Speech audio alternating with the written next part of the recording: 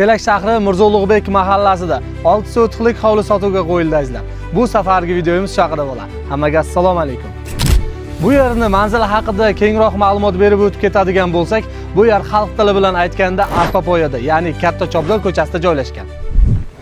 Ushbu hovlida yashash uchun mo'ljallangan ikkita xona qurib qo'yilgan va bundan tashqari bitta xona qurish uchun fundament tashlab ketilgan. Endi esa sizlar bilan xonalarni ko'rib chiqamiz. Qani ketdik. Xonalarni ko'rib chiqadigan bo'lsak, birinchi xonamiz 3 metrga 3,5 metrni tashkil qiladi. Bu yerdan ikkinchi xonaga o'tish eshigi bor. Ikkinchi xonamizning o'lchamlari esa 3,5 metrga 4 metrni tashkil qiladi.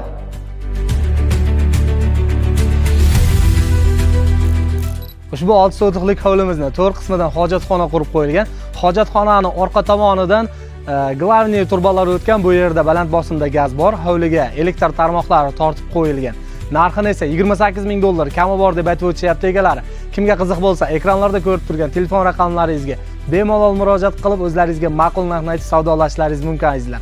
Bu videoni maksimal barcha tanishlaringizga yuborib qo'ying. Hammaga kattakon rahmat. Sizlar bilan Shohjahon Aslanov bor.